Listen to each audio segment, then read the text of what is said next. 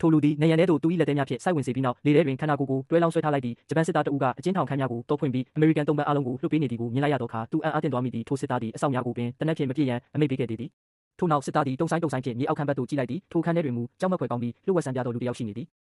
နောက်ဆုံးတွင်သူသည်တန်ကြိုးများကိုဖြတ်တံမဏိတကားကိုဖွင့်ပြီးထိုလူကိုအမြန်ပြေးရန်ပြောခဲ့သည်ထိုအချိန်တွင်အမေရိကန်၏29ဘုံကျက်လေယာဉ်သည်ဟီရိုရှီမာမြို့စီသို့ဦးတည်ပြန်တန်းနေပြီဖြစ်သည်အသက်ရှင်တန်ရန်မျှော်လင့်ချက်မရှိတော့သည်ကိုသိလိုက်ရသောအခါဂျပန်စစ်သားများသည်မြင်းတို့၏စစ်ဝတ်စုံများကိုချွတ်ပြီးဧကရစ်မြင်းမြတ်အပေါ်တစ္ဆာဆောင်တည်မှုပြသသည့်အနေဖြင့်ဆဲပုတ်ကုစပြုကုဘိုက်ခွဲအသေးခံခြင်းပြုလုပ်ရန်ပြင်ဆင်ကြတော့သည်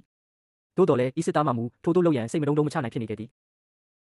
ကွက်တီပင်ထိုခိုက်တန့်တွင်အနုမြူပုံကြားရောက်ပေါက်ကွဲသွားခဲ့သည်ငရဲပြည်တကားကြီးပွင့်လာတဲ့ကဲ့သို့မှုပွင့်ပုံစံမိခိုးတိမ်တိုက်ကြီးမြင့်တက်လာသည်ကိုတွေ့ရသဖြင့်စစ်သားမှထိတ်လန့်တုန်လှုပ်လျက်ကြောင်းအန်ကြီးရနေမိသည်သူ၏ဓာတ်ဖြင့်ကိုထိုးဆိုင်တော်မီဆဲတွင်လျှို့ဝှက်ဆန်ပြသောထိုလူကရုတ်တရက်တားဆီးလိုက်သည်ရင်းတို့နှစ်ဦးစလုံးအသက်လူကထွက်ပြေးခဲ့ကြပြီးနောက်ဆုံးစက္ကန့်တွင်ရေတွင်တွင်ထဲသို့ခုန်ချလိုက်ကြသည်မိတောင်မီးရှံများနီးကပ်လာသောအခါထိုလူသည်တံမဏိပြတစ်ခုကိုမာလိုက်ပြီးစစ်သားကိုတင်းကျပ်စွာပွေ့ဖက်ကလောင်မြိုက်နေသောအပူဒဏ်မှသူ၏ခန္ဓာကိုယ်ဖြင့်ကာကွယ်ပေးထားခဲ့သည်ပြင်ပမှဆူညံတံများငြိမ်သက်သွားချိန်တွင်ထိုလူ၏ခန္ဓာကိုယ်တစ်ခုလုံးပြင်းထန်စွာမီးလောင်ကျွမ်းသွားသည်ကိုတွေ့ရသဖြင့်စစ်သားမှဆုံးသွားခဲ့သည်သို့တော်လည်းစက္ကန့်ပိုင်းတွင်မှပင်သူ၏ဒဏ်ရာများမှလုံးဝပြန်လည်ပျောက်ကင်းသွားခဲ့သည်သူတို့နှစ်ဦးသည်အံ့ဩစရာကံကောင်းမှုကြောင့်သာဤကပ်ဘေးမှလွတ်မြောက်ခဲ့ကြခြင်းဖြစ်သည်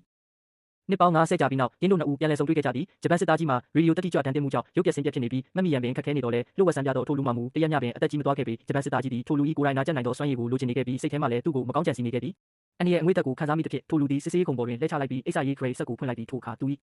နှလုံးသားထဲတွင်တန်ကောင်တကောင်ရှင်တန်နေထိုင်နေသည်ကိုတွေ့ရသဖြင့်တူလန့်သွားခဲ့သည်ရင်းသည်ပင်သူ၏အနာကျက်စွမ်းရည်များပျောက်ဆုံးနေရခြင်းအကြောင်းရင်းဖြစ်သည်အခြားရွေးချယ်စရာမရှိတော့သဖြင့်သူသည်သူ၏တတုလက်သေးများကိုထုတ်ပြီးကိုယ်ခန္ဓာကိုယ်ကိုခွဲစိတ်မှုပြုလုပ်ရန်ကြိုးပမ်းခဲ့သည်ကွက်တီပင်ထိုချိန်တွင်နင်ဂျာတဦးဝုန်းကနေဝင်ရောက်လာပြီးသူ့ကိုချောင်းမြောင်းတိုက်ခိုက်ရန်ပြင်တော့သည်တန်ကောင်းထောက်မစွာဖြင့်ဂျပန်မျိုးသမီးတဦးကြားကဝင်လာပြီးနင်ဂျာ၏ကာတာနာခေတနာဓာချက်ကိုတားဆီးပေးခဲ့သည်ထိုအခွင့်အရေးကိုအသုံးချကာထိုလူသည်သူ၏ရင်ဘတ်ထဲမှတန်ကောင်ကိုဆွဲထုတ်လိုက်သည်သူ၏ဒဏ်ရာမှာချက်ချင်းပြန်လဲကောင်းမွန်သွားတော့လဲထိုအချိန်တွင်ရင်းမျိုးသမီးမှာသတိလစ်မြင့်မျောသွားခဲ့ပြီဖြစ်သည်အရေးကြုံလာသောထိုခိုက်တန့်တွင်သူသည်နင်ဂျာ၏ဓာချက်ကိုလွှဲဖယ်ပစ်လိုက်ပြီးထိုလူ၏စွမ်းအားများပြန်လဲရရှိလာသည်ကိုမြင်သောအခါနင်ဂျာသည်ကြောက်လန့်တကြားနောက်ဆုတ်သွားခဲ့သည်နင်ဂျာသည်ထိုလူ၏မျက်နှာကိုဓာတ်ဖြင့်မွှလိုက်တော့လဲဒဏ်ရာမှာချက်ချင်းပြန်လဲတားတက်သွားသည်နင်ဂျာကထိုလူ၏ရင်ဘတ်ကိုဓာတ်ဖြင့်ထိုးဆိုင်ကအလစ်အငိုက်အပြင်းထန်တိုက်ခိုက်ခဲ့တော့လဲရခင်နီးတူပင်အရာမထင်ပဲအချီးနီးတာဖြစ်သွားခဲ့ရတော့သည်